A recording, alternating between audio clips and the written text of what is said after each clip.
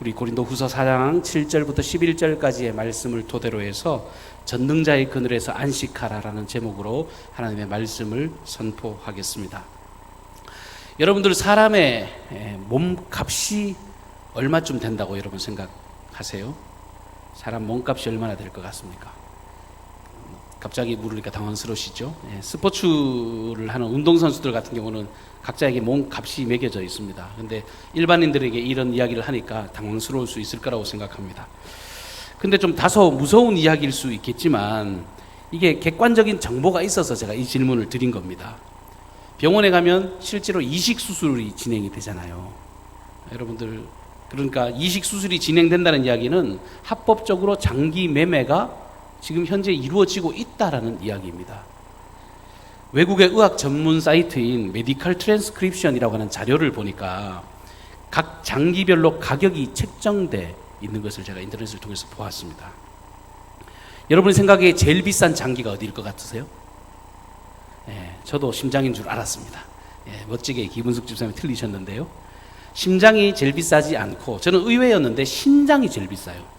신장 가격이 얼마냐면 2억 9,560만 원. 이렇게 딱 지금 정찰제로 되어 있습니다. 간은 1억 7천만 원. 심장은 3위입니다. 1억 3,420만 원 이렇게 되어 있습니다. 소장이 280만 원, 심장 동맥은 170만 원, 쓸개가 137만 원, 두피도요. 머리가 없는 분이 있으시니까 68만 원에 이렇게 거래가 되고 있고요. 위는 57만 원, 어깨는 56만 원, 손과 팔도 팔리는데 43만 원이라고 되어 있습니다. 혈액도 우리 딸내미가 저기 그 헌혈을 자주 하는 편인데요. 제가 볼 적에는 밑지는 장사하고 오는 것 같아요. 혈액도 0.5리터에 38만 원에 팔린답니다. 피부는 평방인치당 11,000원으로 이렇게 거래가 되고 있고 이게 사실입니다. 특히 국내에서 판매되는 것은 세계 다른 기준에 비해서 한 두세 배 정도 높게 팔린다고 하니까 굉장히 좀 재미있는 그런 통계라고 생각을 합니다. 여러분 이 이야기를 들으면서 어떤 생각이 드십니까? 와, 생각보다 비싸네. 이런 생각을 하셨다면 정말 솔직히 곤란한 상황이 됩니다. 여러분 비싼 게 아니에요. 여러분 이게 괜찮은 값으로 팔린다고 생각하면 지금 돌아가시는 길에 여러분 집에 팔고 돌아가셔도 괜찮습니다. 근데 그런 미련한 사람 한 사람도 없을 것 같아요. 누가 자기 어떤 이런 장기들을 이렇게 갖다 내다 팔겠습니까? 저는 오히려 이게 물론 죽은 사람의 장기를 적출해서 이렇게 유통이 되는 거고, 뭐 요즘에 세상이 하도 험하고 악하니까 불법 장기 매매, 인신 매매를 통해서 이루어지는 것도 있습니다만, 어쨌건 이런 통계들을 보면서 그런 생각이 들었습니다. 고작 인간이 이 값밖에 못 받는 건가? 고작 인생이라는 게 그런 건가? 또 다른 한편으로는 질병이나 사고로 그만큼 훼손되고 정말 사라지기 쉬운 그런 연약한 존재가 인간이로구나, 그런 생각이 저는 굉장히 강하게 들었습니다. 여러분들 스스로를 어떻게 평가하시는지 몰라도 여러분 인간이 사실 그래요. 다른 생물들에 비해도 우리가 육체적으로 강한 존재가 아닙니다. 사람은 40일 이상 금식할 수 없다고 하죠. 물을 먹지 않고는요 사실 일주일 이상 버티기도 힘든 게 인생입니다. 개인적인 차이가 있습니다만 생존을 위한 333 법칙이라 그래가지고요, 사람이 공기 없이는 단 3분도 살 수가 없고, 물이 없이는 단 3일을 살아갈 수 없고, 음식이 없이는 3주가 버티기 힘들다. 그래서 이 333 법칙이 일반적으로 인생에게 적용되어지고 있습니다. 근데 성경은 우리 인생들을 향해서요 이미도 이렇게 딱 규정하고 계세요. 성경은 우리 사람을 만들 때 뭘로 만드셨다고 하죠? 흙으로 빚으셨다고 그러잖아요. 오늘 우리가 읽었던 이 본문 말씀, 오늘 주신 이 본문 말씀에도 우리 인생들을 향하여 질그릇이다 이렇게 표현을 하고 있습니다. 쇠도 아니고 돌도 아니고 하다못해 나무도 아닌 제일 보잘것없어 보이는 토기로 우리를 만들었대요. 참 연약한 그릇입니다. 그야말로 깨어지기 쉬운 그릇이 우리 인생의 현 주소라고 하는 것입니다. 근데 이렇게 깨지기 쉬운 그릇이 착각해도 보통 착각하는 게 아니에요. 스스로 자기를 과대평가하고 과신하면서 살아가는 그런 어리석은 인생이 얼마나 많은지 모릅니다. 금방 깨질 것 같은 이 어리석은 인생에 정말 너무너무 자신만만하게 살아가고 있어요. 아이고, 그 의지가 박약해서 그렇지 내 주먹을 믿어라, 힘을 믿어라 그러면서 당당하게 걸어가는 것 같지만 사실 자기 분수를 몰라서 그래요. 이렇게 깨어지기 쉬운 인생이 방향도 없이 그저 연약한 인생 그 그릇 자체만 갈고 닦고 꾸미는데 앞장서서 살아간다면 그것 또한 얼마나 어리석은 인생인지 모릅니다. 여러분, 저는 어떤 도전의 의식을 폄하하려고 하는 것이 아니라 지성과 이성과 과학, 세상의 여러 가지 지식으로 자기를 갈고 닦아서 나는 뭐라도 할 수 있다라고 생각하지만 인생의 실존 자체는 그렇지 않아요. 호박에 줄 끊는다고 수박 되는 게 아닌 것처럼 질그릇은 아무리 갈고 닦아도 그저 질그릇에 불과할 뿐입니다. 지금 살아가는 세상이 그것을 아주 명확하게 증명해 보이는 것 같아요. 너희들은 연약한 깨어지기 쉬운 질그릇에 불과하다. 사실 그릇이라고 하는 것이 그릇 자체에 어떤 힘이 있는 게 아니라 그 그릇에 무엇을 담고 있느냐가 더 중요한 가치 아닙니까? 밥을 담으면 밥그릇이 되는 것이고 물을 담으면 물그릇이 되는 것이고, 여러분 오물을 담으면 그것은 그릇이라고 부르지도 않습니다. 오물을 담으면 그때부터는 쓰레기통, 오물통, 그야말로 그냥 통에 불과한 거예요. 그런데 그 그릇에 연약한 그릇이지만 그 안에 보배를 담고 아름다운 것을 담고 정말 멋진 것을 담아내면 그것은 풍성하고 아름다운 그런 모습이 되어지는 겁니다. 근데 우리가 연약하고 질그릇 같은 정말 연약한 흙이 불과하지만 하나님께서 우리를 처음 창조하셨을 때 하나님은 우리와 함께 하셨습니다. 그 연약한 인생 가운데 하나님의 영이, 생기가 그 인생 가운데 함께해서 우리 인생이 보다 멋지고 아름다운 인생이 되어졌던 겁니다. 그런데 이 인생이 하나님께 불순종하고 그 죄로 인해서 타락함으로 말미암아 그 하나님의 영이 떠나버리신 거예요.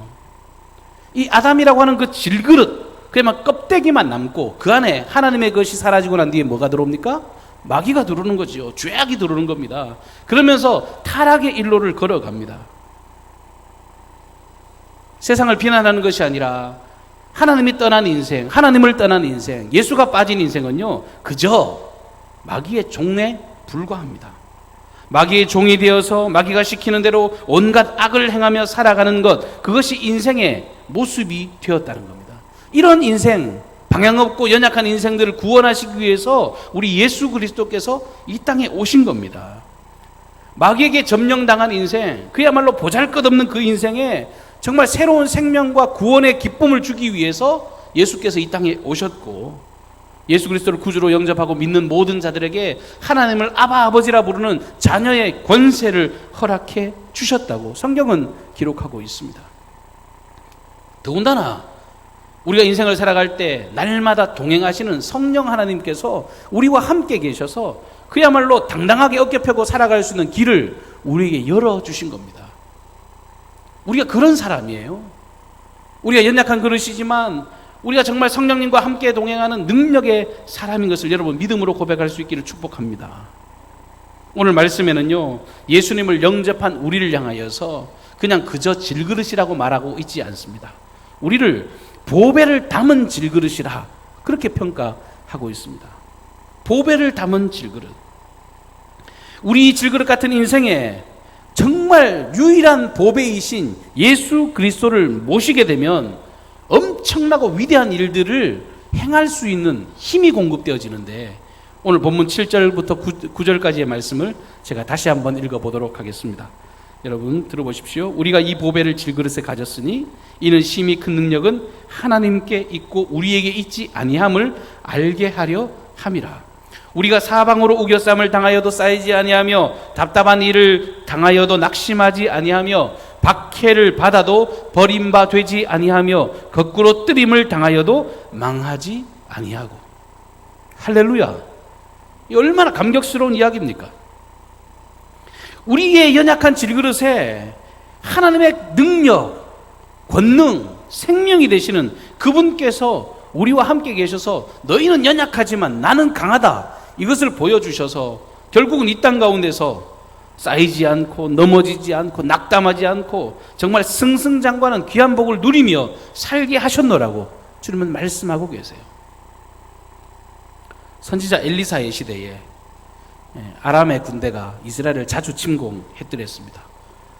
이스라엘은 좀 힘이 없고 아람은 군대가 셌는데 아람 군대가 이스라엘 몇 번 이렇게 침략했는데도 불구하고 이스라엘을 점령하지를 못하는 거예요.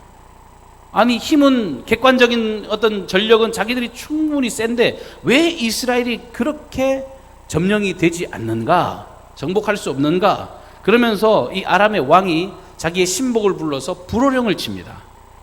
틀림없이 너희 중에 이스라엘 왕과 내통하는 자가 있다. 너희들 솔직하게 말해라. 너희 중에 내통하는 자가 있으니까 우리가 이렇게 이기지 못하는 거다. 그렇게 불호령을 칠 때 그 신복 중에 하나가 왕에게 이렇게 말을 합니다. 열왕기하 6장 12절 말씀에 보면 우리 주 왕이여 아니로소이다. 오직 이스라엘 선지자 엘리사가 왕이 침실에서 하신 말씀이라도 이스라엘 왕에게 고하나이다. 이스라엘에 보면 엘리사라고 하는 선지자가 있는데 왕께서 여기에서 하는 말도 그가 다 알고 침실에서는 이 말도 그가 알고 이스라엘 왕에게 고하기 때문입니다. 그러니까 이제 불호령이 떨어지는 거예요. 내 그 엘리사를 잡아 죽이고 말겠다고. 내가 그 엘리사와 이스라엘을 내가 심판하겠다고 아람 왕이 분노하여서 수많은 군대와 병거와 그런 말들을 이 도단성을 완전히 에워싸 버린 것이 성경에 기록이 되어 있습니다. 많은 군대를 보내서 성을 완전하게 포위해 버렸습니다. 그야말로 사방으로 우겨쌈을 당한 상태인 겁니다. 오늘 주신 이 말씀처럼요, 사방으로 우겨쌈을 당한 현실을 그들이 경험하게 됐습니다. 그것을 본 이 엘리사의 사환이 절망하면서 벌벌 떨면서 이야기합니다. 내 주님, 우리가 이제 어찌하면 좋겠습니까? 그러니까 엘리사의 사환이 보는 것과 엘리사의 보는 것은 똑같은 상황을 보는데요, 내용이 틀려요. 질이 틀립니다. 엘리사의 사환이 보는 게 사실은 맞는 상태입니다. 이방의 나라가 쳐들어와서 자기를 우겨싸고 있고 이제는 도무지 소망도 없는 다 죽게 생긴 그런 위험의 상황입니다만, 하나님을 바라보고 하나님을 의지했던 엘리사는 완전히 다른 것을 바라보고 살았습니다. 열왕기하 6장 16절과 17절에 엘리사가 말을 합니다. 대답하되 두려워하지 말라. 우리와 함께 한 자가 그들과 함께 한 자보다 많으니라 하고 기도하여 이르되 여호와여 원하건대 그의 눈을 열어 보게 하옵소서 하니 여호와께서 그 청년의 눈을 여심해 그가 보니 불말과 불병거가 산에 가득하여 엘리사를 둘렀더라. 이렇게 기록하고 있어요. 엘리사는 처음부터 그 군대를 바라보고 있었고 하나님의 그 역사하심, 동행하심을 바라보고 있었는데 벌벌 떨고 있는 이 엘리사의 사원에게 기도해서 그의 영 안이 뜨여지니까 자기를 둘러 진치고 있는 것은 그 아람의 많은 군대가 아니라 그 군대 뒤에 불말과 불병거가 그들을 또 에워싸고 있는 거예요. 여러분, 이게 얼마나 멋있어요. 이스라엘 군대는 앞에서 공격하고 하나님의 군대는 지금 뒤에서 공격할 준비를 하고 있으니까 그들은요 도간에 든 생쥐꼴인 겁니다. 그러니까 엘리사는 당당한 거예요. 사방으로 우겨쌈을 당해도 낙심할 이유가 없는 거예요. 눈으로 그걸 바라보고 있으니까. 여러분, 우리가 사는 세상이 이 아람 군대와 같은 이 원수들에 둘러싸여 있는 것 같은 느낌을 받을 때가 한두 번이 아닙니다. 이게 단순히 환경적인 것을 넘어서요, 죄악이 우리를 둘러 진치고 있을 때 그 죄악으로 말미암아 숨막히고 쪼이는 것을 경험할 때가 있거든요. 세상에 여러 가지 유혹들이 우리를 둘러 진칠 때가 있습니다. 질병이 내 삶을 얽어매고 생활고로 인하여서 염려와 근심과 불안, 초조, 절망이 내 삶을 휘감아 갈 때가 있습니다. 공격합니다. 요즘같이 이렇게 코로나19의 사태를 경험하는 시대 같으면 그야말로 완전히 봉쇄된 것 같은 그런 느낌을 지울 수가 없습니다. 그럴 때 우리 인생이 뭐 할 수 있냐고요. 이 질그릇 같은 인생, 뭔가 좀 해보려고 싸우려고 나갔다가 여러분 백전백패예요. 질그릇은요 금방 깨져버려요.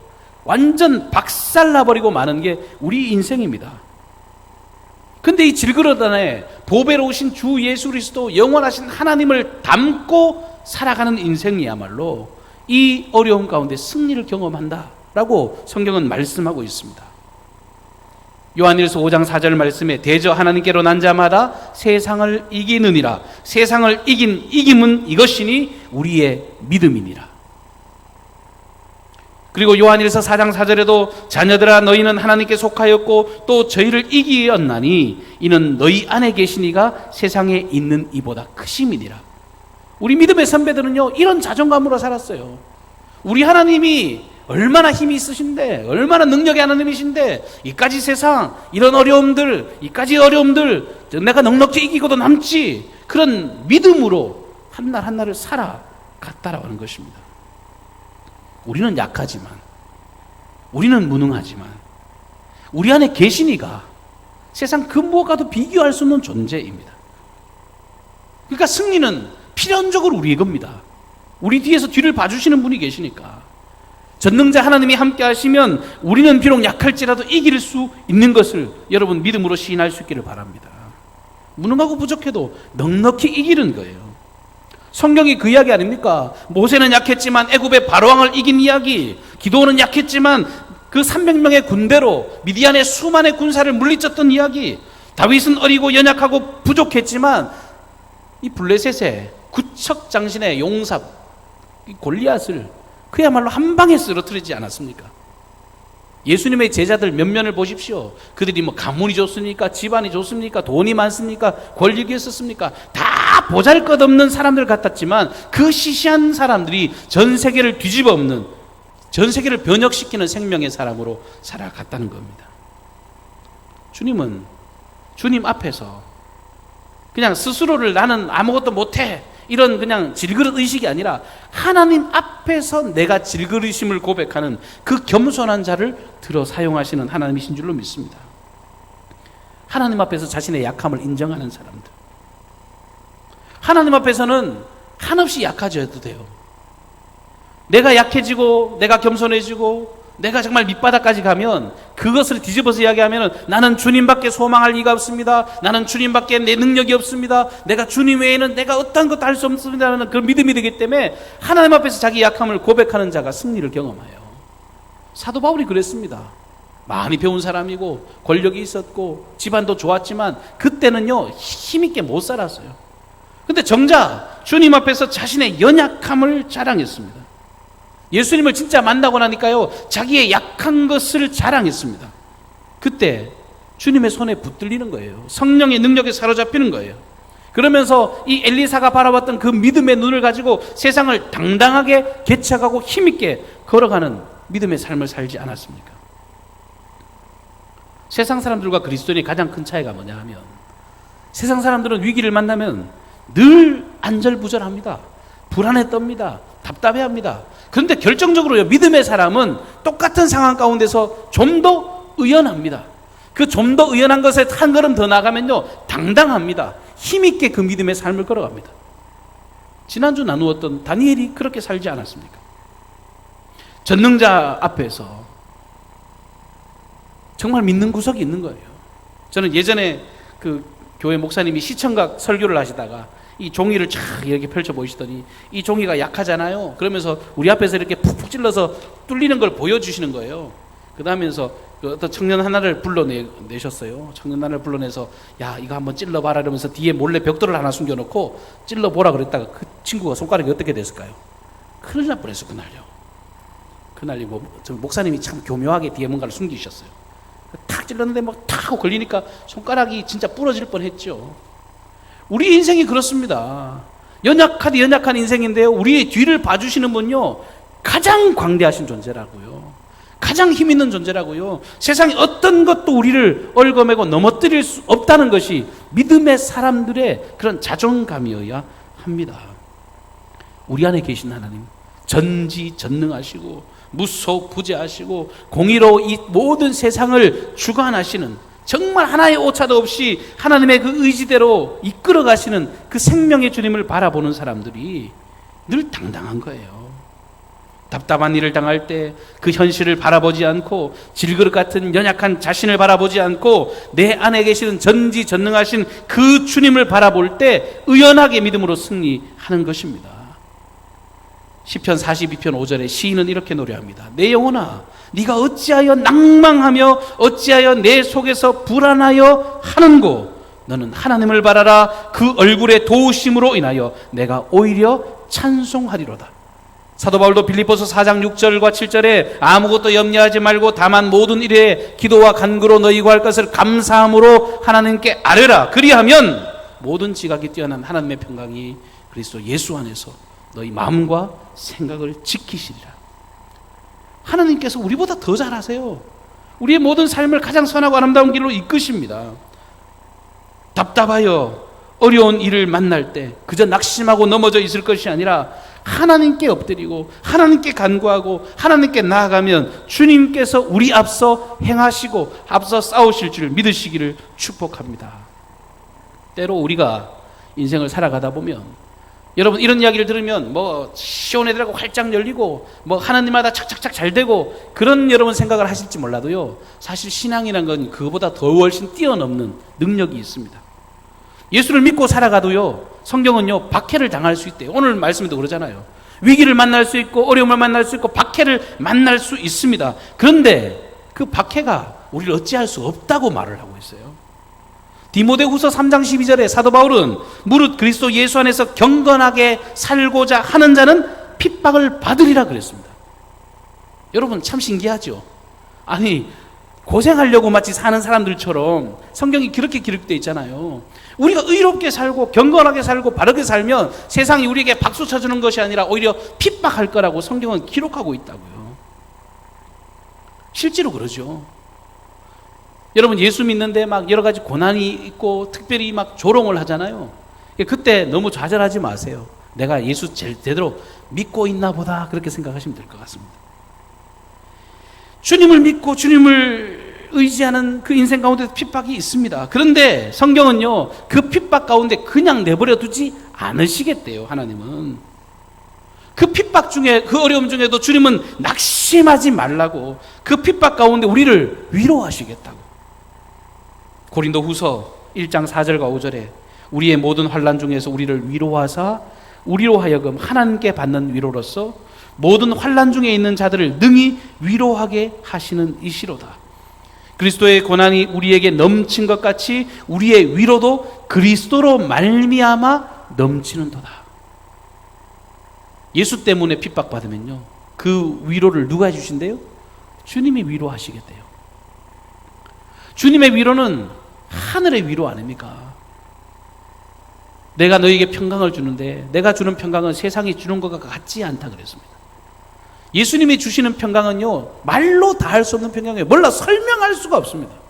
그 주님을 진짜 경험하고 만난 사람들은 그 마음의 그 평온함, 그 마음의 고요함, 환경은 막 처절하고 핍박이 넘치고 두려움이 사로잡히는 그때도 정말 고요한 그 상태의 마음을 유지할 수 있는 것, 그게 주님의 위로인 것입니다.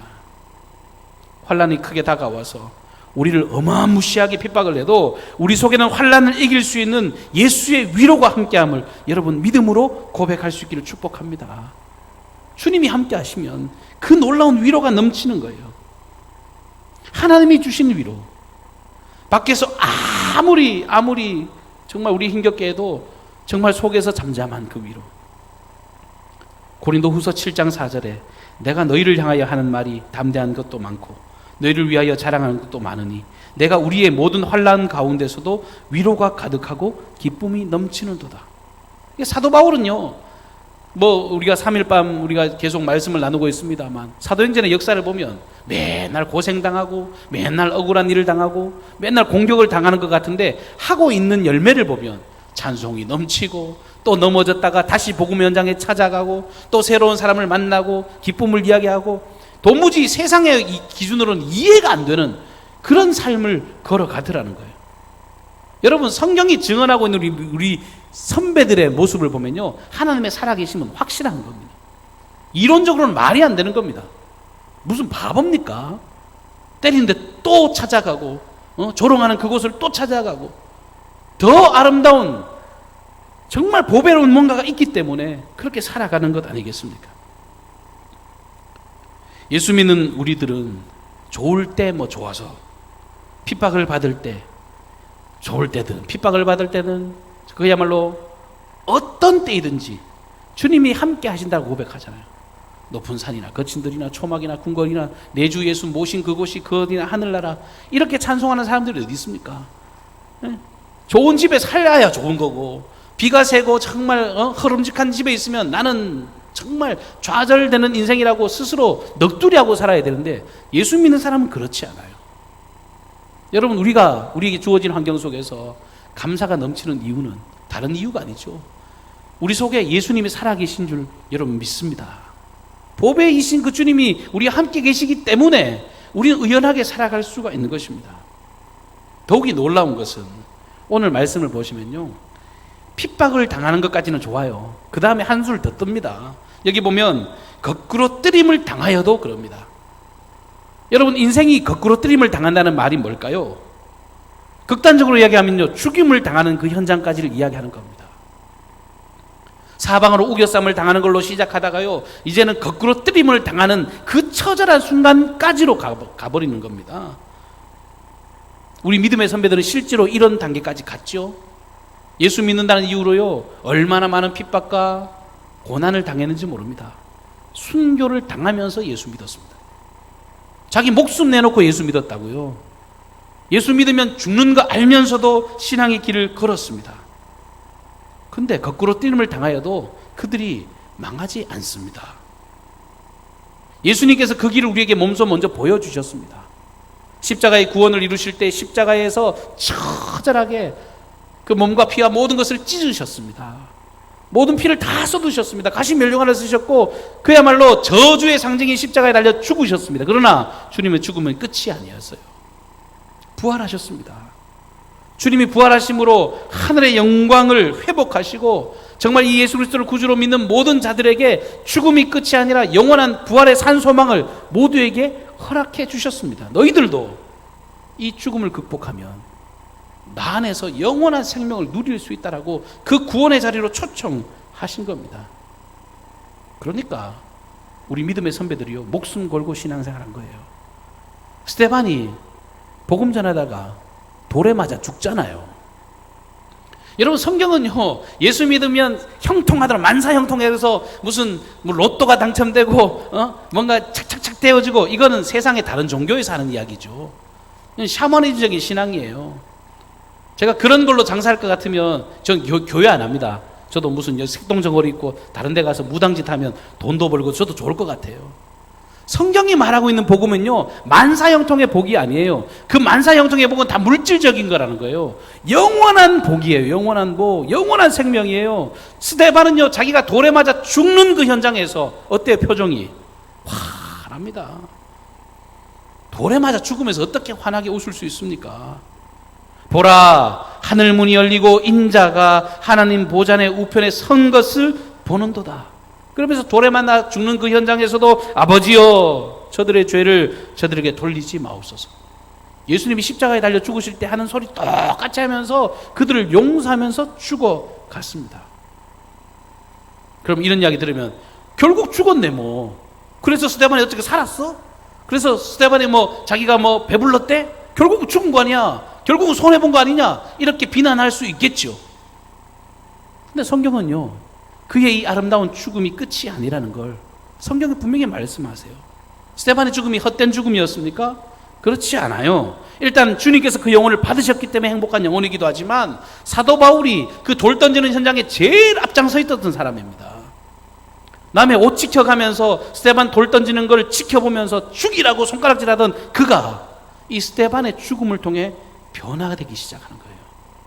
어떻게 저렇게 죽음의 현장에서도 원망하지 않고 오히려 축복하면서 저렇게 의연하게 죽을 수 있는가? 도대체 저 사람을 저렇게 살아가게 하는 원동력이 뭔가? 도대체 저 인간이 도대체 뭐에 씌였길래 저런 인생을 마감 짓고 있는가?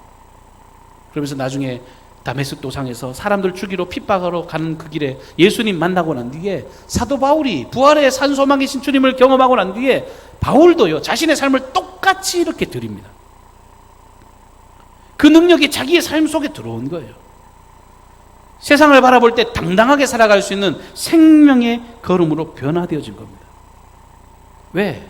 이 땅의 삶이 다가 아니라 영원하신 진짜 심판이 있는 그때를 믿으니까. 우리 그리스도인은요 영원한 하나님의 나라를 꿈꾸면서 그 공의로운 심판을 바라보고 살아가는 사람들입니다. 죽도록 충성하라. 그리하면 생명의 멸관을 내게 주리라.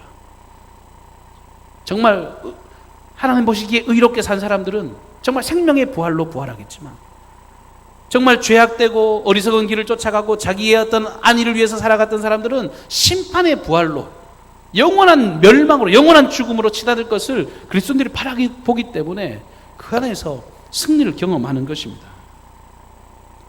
사랑하는 성도 여러분, 우리 그리스도인들이 살아가는 세상이 어떠하든지 간에 여러분 오늘도 생명과 소망을 바라보며 믿음으로 힘차게 걷는 저와 여러분이 되시기를 축복합니다.